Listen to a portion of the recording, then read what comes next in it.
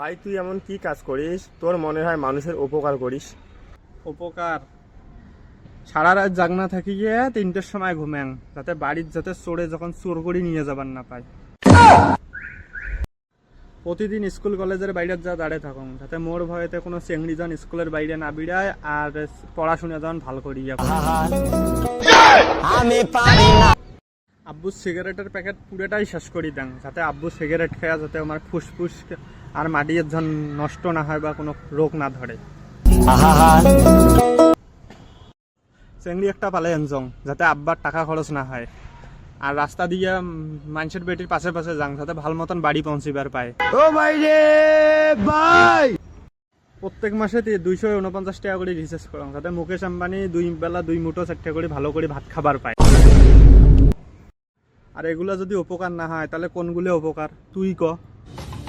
থাক ভাই থাক, তুই বড় উপকারী লোক।